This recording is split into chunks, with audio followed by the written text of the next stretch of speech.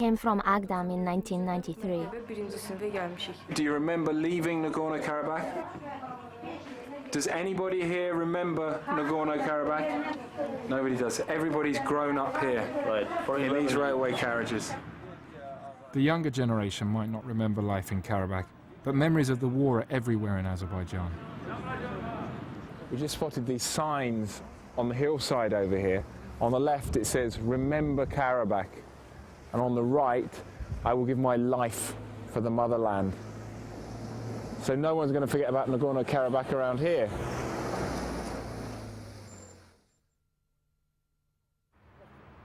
Everyone we met in Azerbaijan talked about Karabakh. We'd been invited to meet Aygan Kasimova, Azerbaijan's #1 pop star. She regularly sings about Karabakh. Assalamu alaikum. Nice to meet you. How are you? Very well, thank you. How are you? Fine, thank you. And we've come to watch we come to watch you singing. My English very, very bad. Ah, well, my Azeri much worse. What will you be doing today? We are recording my song called Vatan Motherland, and they're filming me. It's combat equipment that you're wearing, and you've got bullets here. I can shoot with an AK-47 and rather well. So, I fought in Zangilan and Gubatli for a month in 1993. So you actually fought in the Karabakh War?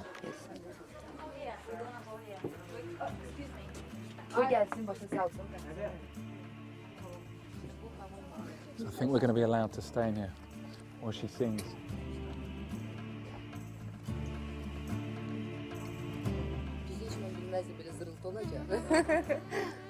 I hope she's not going to ask me for a duet.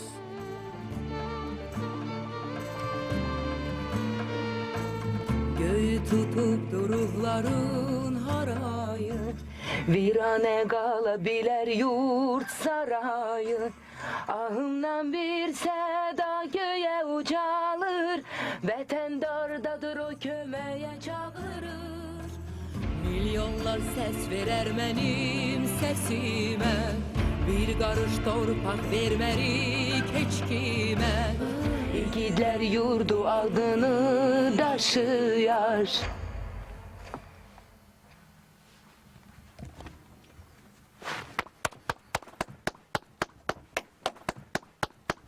How have your experiences affected your singing and the songs that you sing?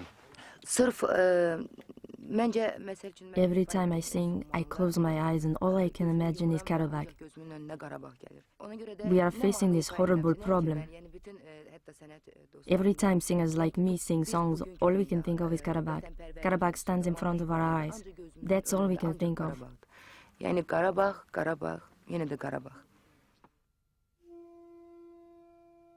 Azerbaijan's border with breakaway Nagorno-Karabakh is closed, so to get there we had to take a huge detour. We drove over the mountains into neighbouring Georgia and on into Armenia. It's a little bit chilly out there.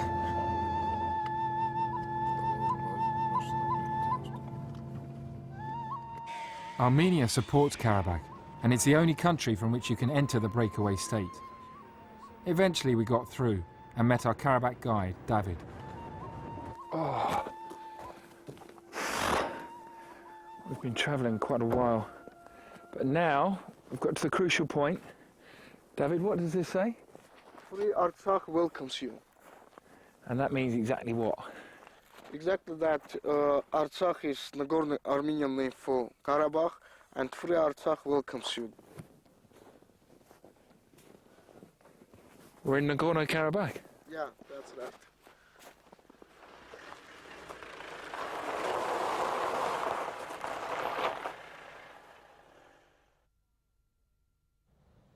The capital of Karabakh is the small town of Stepanakert. During Soviet communist times, it was a provincial Azeri town under Muslim control. Now the only people here are Christian Karabakians with ties to Armenia. Although the Christians won the most recent conflict, they feel they've suffered in the past. Armenians accuse their Muslim neighbours of killing millions of them in recent centuries. It means Armenians and the people of Karabakh fear new conflict, and even students at the local university must be prepared.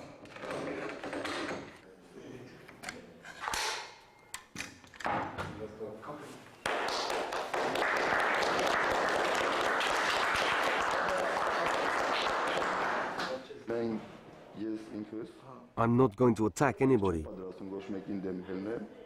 I'm just preparing myself to defend my motherland. Did you lose any relatives during the conflict? My cousin, Was he fighting, or was he defending, or was he just a civilian? he was a civilian. This is no boot camp. These are teachers who are training to pass on the techniques of war to a younger generation. At school, all pupils must have military training for 3 years.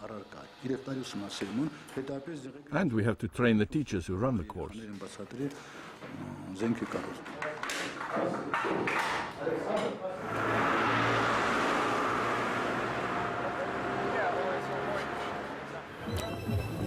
This is the main market in Stepanakert. We're going to see if we can get any souvenirs and just see what's on sale.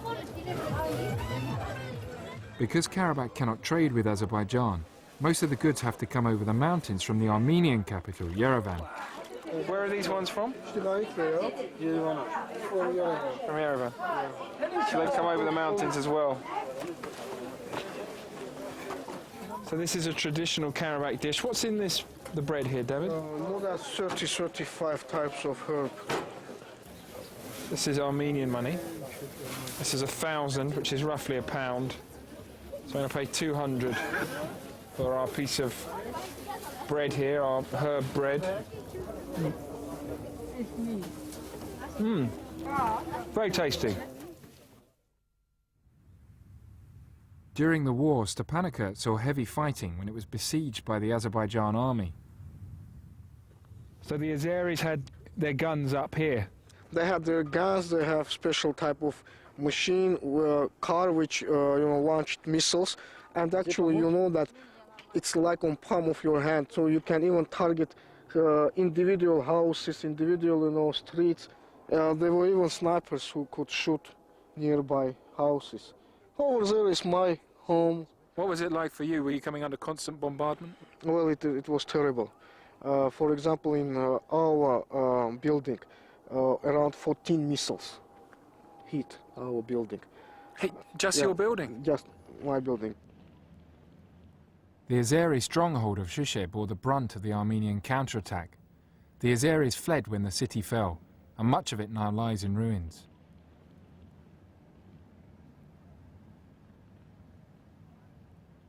During the war, every building, every single building was a kind of fortress.